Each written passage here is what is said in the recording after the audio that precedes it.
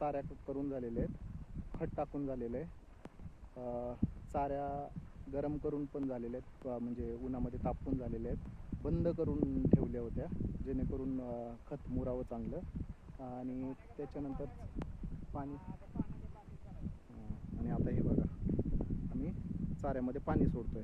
एक 2-3 पाणी असंच द्यायचं जेणेकरून आंबा लावता येईल.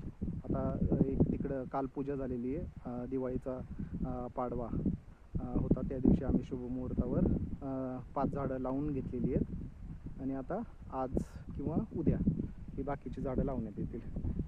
पहिली 2-3 हे वाहतं पाण्यानेच द्यावी जेणेकरून एकजीव होतात झाडं मातीशी, आणि मग त्याच्यानंतर ठिबक हाताळलं तरी चालतं बंद करून. मग हे बघू शकता तुम्ही, सुरुवातीला टप्प्याटप्प्याने आम्ही एक प्लॉट आंब्याने लावण्यात येतील.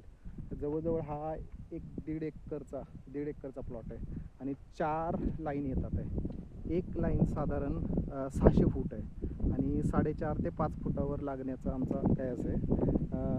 अल्ट्रा हाय डेन्सिटी म्हटलं तरी चालेल, तर आम्ही त्या हिशोबाने लावतो आहे.